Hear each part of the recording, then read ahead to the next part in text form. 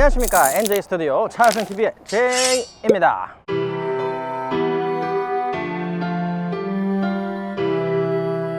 저희가 지난 시간에 정말 아름다운 이 유콘의 오프로드 트림인 AT4 모델을 외관 그리고 실내 그리고 기능을 봤었는데요. 오늘은 시승을 나갈 겁니다. 오늘 시승은 의미가 좀 있어요. 왜냐하면 GM의 초대형 SUV에 들어가는 퍼포먼스 옵션은 다 들어간 모델이기 때문에 그래요. 제가 리뷰 드렸었던 에스컬레이드도 같은 사양을 가지고 있었지만 아쉽게도 판매된 차량이라서 제가 시승을 못 했었습니다. 그래서 오늘 시승으로 GM의 궁극 퍼포먼스를 저랑 같이 느낄 수 있을 거라고 생각을 해요. 이 AT4에는 많은 바디 컨트롤 옵션이 들어가지만 아쉬운 점이 있어요. 파워트레인에는 옵션이 없습니다. 5300cc V8기통 이코텍 3 엔진만 올라갑니다. 인터쿨러가 탑재된 3리터 듀라맥스 터보 디젤도 들어가지 않고요. 6200cc도 아쉽게도 돈을 더 주고도 옵션으로 선택을 하지 못하는 모델이에요. 한국에서 쉐보레 타호에 대한 기대감이 좀 있는 것 같습니다. 3리터 터보 디젤에 대한 관심이 많은 것 같아요. 왜냐하면 기름값 때문에. 그래서 GM의 디젤 엔진이 우리나라 규격을 통과하지 못한다면 이 5300cc 모델이 아마 타호에 탑재가 되지 않을까 그렇게 생각을 합니다. 이 5300cc V8기통 엔진은 L83 엔진입니다. 6200cc에서는 L86, L87 엔진이었었는데 L83 엔진은 대형 픽업 트럭이 새로 출시가 되면서 새로 5세대 엔진이에요.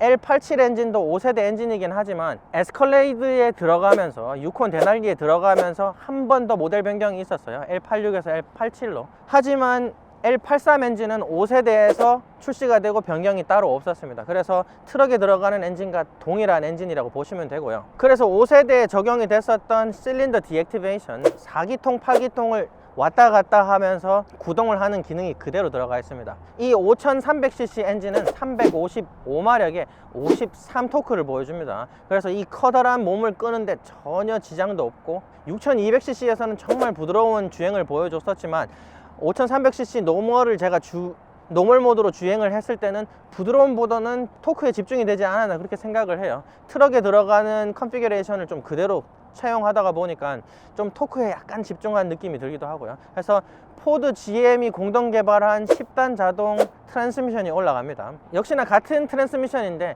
GM에 들어가는 L계열 10단 자동 트랜스미션은 최대 토크가 좀 높습니다. 그래서 맥스 토크를 약간 더 가지고 있어가지고 좀 더 안정적이다 이렇게 또 생각을 해볼 수가 있을 것 같아요. 이 커다란 몸매의 커다란 엔진을 가지고 있는 유콘의 연비는 시내 6.4km, 고속도로 5.8km입니다. 그래서 6.2리터 8기통 엔진과 거의 차이가 없어요. 왜 그러냐고 하면은 L87로 옮겨가면서 2실린더 운행까지 할 수 있는 컨피규레이션이 생겼습니다. 그래서 6200cc는 4기통, 8기통 운행만 되는 게 아니라 정말 토크 환경에 따라서 수많은 조합의 실린더로 운행을 하게 돼 있거든요. 그래서 시내 주행에서 연비에 약간 더 메리트가 있지 않나 그렇게 생각을 합니다. 역시나 그렇게 좋은 연비는 아니에요. 한국에서 몰고 다니면 정말 5km도 안 나오는 마법을 볼 수가 있을 겁니다. 그리고 에어 서스펜션을 말씀을 드려야 될 것 같은데요. 에어 서스펜션은 총 4인치, 그래서 10cm 간격으로 전고를 조절할 수가 있습니다. 그래서 원래 가지고 있는 20cm의 전고도 충분했지만 좀 스포티한 운행을 원할 때는 2인치를 낮춰서 5cm를 낮춰서 운행을 할 수가 있고요. 그리고 오프로드 시에는 5cm를 더 올려서 25cm의 전고를 가지고 운행을 할 수 있도록 그렇게 되어 있습니다. 그리고 4세대 MRC는 열 관리에 굉장히 특출하다고 해요. 왜냐하면 점성을 관리하기 때문에 열 관리가 당연히 중요할 수밖에 없습니다. 4세대 MRC는 액체 온도에 따라 가지고 또 댐핑 조절을 할 수 있게 돼서 댐핑 반응성의 20%, 25%를 상승을 시켰다고 합니다. 그래서 성능이 좋은 적응형 댐퍼라고 볼 수가 있고요. 그래서 8세대 콜벳에도 들어가는 적응형 댐퍼입니다. 한 가지 아쉬운 점은 AT4면은 거의 가장 높은 트림이지만 역시나 적응형 크루즈 컨트롤이 옵션으로도 들어가지 않는다는 점이고요. 세로 엔진의 후륜 바이어스 4륜구동 차량을 지금 보고 계신데요. 이 차량은 전자식 리미티드 슬립 디퍼런셜이 또 들어갑니다. 그래서 4륜의 토크 분배를 아주 적재적소로 할 수 있다고 하고요. 그리고 스타빌리 트랙이라는 옵션이 들어가요. 진흙이라든지 아니면 눈길에서 차를 런칭을 할 때 휠 속도를 제한하는 기능이에요. 그래서 트랙션을 잃지 않도록 하는 기능이 또 들어가 있습니다. 나머지는 제가 운행을 하면서 또 시승기에서 말씀을 드릴 거니까 같이 나가보도록 하죠. 고고! GM 초대형 SUV에 들어가는 모든 퍼포먼스 옵션이 들어간 5300cc 파워트레인을 실은 유콘 AT4에 시승을 나가보도록 하겠습니다. 지금 일단 15인치 HUD가 헤드업 디스플레이가 어마어마하게 크고 가시감이 진짜 좋습니다. 그리고 특히나 오프로드 트림이라 가지고 자동차의 포지션이라든지 아니면 조향 각도를 변화시키면은 조향각까지 변하는 애니메이션이 보여집니다. 그래서 상당한 헤드업 디스플레이인 것을 알 수가 있고요. 그리고 지금 제가 노멀 모드로 운행을 했었어요. 토크 중심의 조금 스무스한 파워트레인을 보여줬었는데 스포츠 모드로 나가면서 좀 운행을 보도록 하겠습니다. 지금 에어 서스펜션이 들어가 가지고 봅시다. 오프로드 모드로 간 다음에 4단 저속 운행을 하게 되면은 차량이 올라갑니다. 오, 올라가네.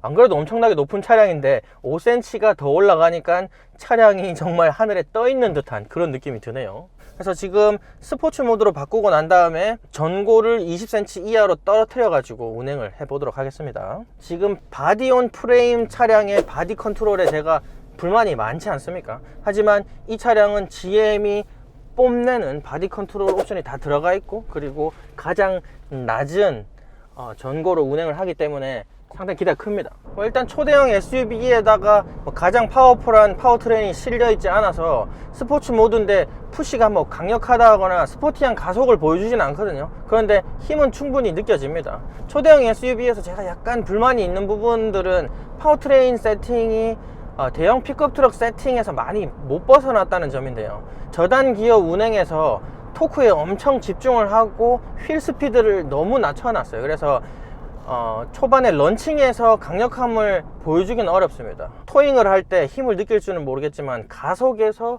그런 푸시감을 저단 기어에서 못 느낀다는 점, 그런 점 좀 안타깝고요. 스포츠 모드에서 덩치를 생각하면은 차량이 느리진 않습니다.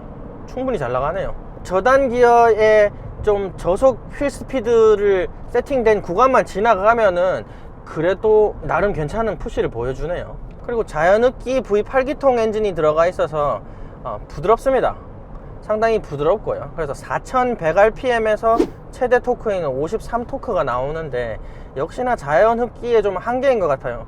부드럽다라는 느낌 자체가 원하는 토크량을 뽑아내기까지 RPM 가속을 해줘야 되잖아요. 그러니까 그게 올라가는 느낌이 좀 부드럽다고 느낌이 들고요. 그리고 터보렉이라든지 없으니까 반응성도 또 좋고 해서 좀 부드럽다라는 느낌이 약간 좀 양날의 검처럼 다가옵니다. 푸시도 굉장히 부드럽게 돼요. 가족들을 위한 차량임은 틀림없다. 전고도 상당히 많이 낮춰놨고요. 그리고 스포츠 세팅이 돼 있어서 서스펜션도 댐핑도 좀 강하게 돼 있게 느껴지는데 여전히 차량도 크고 전고도 그라운드 클리어런스가 워낙 높은 차량이다 보니까 노면에서 전해지는 스트레스는 거의 없다고 보시면 돼요. 방금도 좌회전을 했었는데 5cm 낮은 전고로 도니까 조금 더 단단한 느낌이 들긴 드는데 그래도 심한 롤은 여전히 느껴집니다.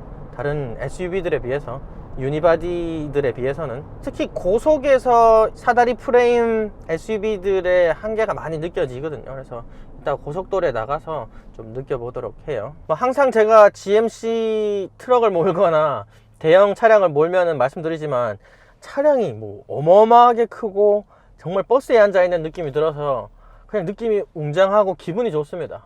이래서 남자들이 갈수록 큰 차를 선호하구나, 이런 느낌을 또 한 번 받게 되네요. GMC는 또 웃긴 게 차량이 엄청나게 큰데 핸들이 좀 작아요. 사이드미러를 도어에 안착을 시켜 놔가지고 A필러에서도 좀 답답한 부분이 많이 제거가 됐고요.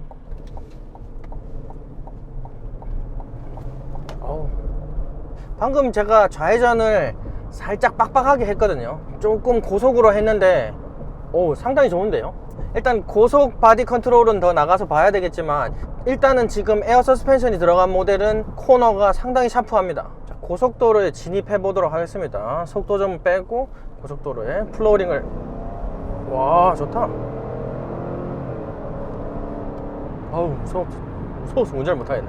저는 6200cc가 아니더라도 5300cc도 충분한 것 같습니다. 지금 제가 플로어링을 해서 거의 5000rpm에서 가속을 시켰거든요. 확실히 최대 토크를 넘어서는 부분에서는 차량 당김이 엄청납니다. 쭉쭉 당겨지네요. 마음에 들어요. 플로어링 해가지고 런칭하듯이 가속하는 부분은 역시 마음에 들지만 자연 흡기라서 우리가 일상생활에 재미를 느끼기 위한 그 페달감은 없어요. 그러니까 툭툭툭툭 튕겨 나가주는 느낌은 좀 덜하고요. 하지만 적응형 댐퍼라든지 에어 서스펜션도 들어가고 굉장히 단단한 세팅이 돼 있지만 차량이 이렇게 잔롤이 많이 있어요. 뭐 SUV 타면서 그런 느낌이 당연히 있죠, 이렇게 말씀하시는 분들도 계신데 뭐 저도 SUV를 타고 있으니까 역시 프레임 바디 차량들은 역시 잔롤을 피할 수가 없는 것 같아요. 롤이 좀 많이 있습니다. 잔롤이 좀 일단 좌회전 우회전 할 때 느낌은 땅바닥에 많이 붙어 있는 느낌이 들어요. GM이 캐딜락을 보면은 조향 모듈 세팅에 대한 이해도가 어마어마하거든요. 하지만 지금 유콘 데날리도 그렇고 이 차량도 보면은 조향 모듈이 좀 물렁물렁합니다. 이렇게 큰 차라서 팔에 무리를 좀 안 주려고 그런 것 같은데 저항값이 가변값이 그렇게 많이 있지가 않아요. 그래서 뭐 당연히 저속으로 갈 땐 좀 물렁물렁 해줘도 괜찮지만 중고속으로 올라갔는데도 강하게 못 잡아줘서 큰 차에 롤도 있는 차라서 좀 아쉬운 부분이 아닌가 그렇게 생각을 하고요. 하지만 역시 트럭 만드는 회사들의 브레이크는 정말 부드럽고요. 제동 스트레스 없고 그리고 제동력도 상당하고요. 이 큰 차를 제동하는데 뭐 무섭다라는 느낌을 받지 못하니까.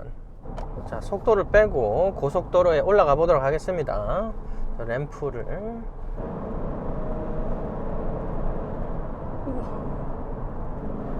확실히 에어 서스펜션이 있는 차량이 낫습니다. 하지만 유니바디 차량에 비해서 아직까지는 많이 부족해요. 많이 부족한 건 어쩔 수 없는 것 같네요. 그리고 역시나 고속에서 앞에 차를 따돌리려고 막 플로어링을 했는데 역시 차가 무거워서 5300cc의 한계를 또 보여주네요. 그래서 고속도로에서 추월용으로는 좀 아쉬운 부분이 있는, 워낙 몸매가 크니까 불만을 제기하기 좀 어렵긴 하죠. 하지만 고속에서 바디 안정감이 에어 서스펜션이 들어가고 난 다음에 오히려 더 잘 잡히는 것 같아요. 자잘한 롤이 좀 덜 느껴지는 느낌도 들고요. 그래서 역시 에어 서스펜션이 들어간 차량이어야지 어느 정도 문제가 해결되는 바디온 프레임 차량이 아닌가 그렇게 생각을 하고요. 그렇지만 요번에 GM의 초대형 SUV들이 워낙 잘 나와서 추천드리고 싶습니다. 에스컬레이드도 지금은 아직 정식으로 나온 건 아닌 것 같은데 한국에서 지금 보여지고 있는 것 같고요. 그리고 타오도 이제 출시가 되고 있으니까 좀 한국 분들도 눈여겨보실 필요가 있는 것 같아요. 그래서 G만 커브가 아니라면 고속에서도 에어 서스펜션이 들어간 차량은 좀 몸을 좀 안아주는 느낌이 충분히 있습니다. 전혀 나쁘지 않아요. 정세가 다시 잡히고 저도 정신을 차려서 많은 차량들을 보여드릴 수 있도록 노력하겠습니다. 오늘 2부 영상도 여기서 마치도록 하고요. 다음 시간에 또 보도록 해요. 감사합니다. 안녕.